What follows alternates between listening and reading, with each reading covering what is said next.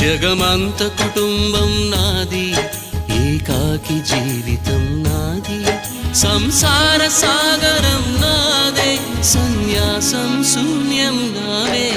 జగమంత కుటుంబం నాది, ఏకాకి జీవితం నాది.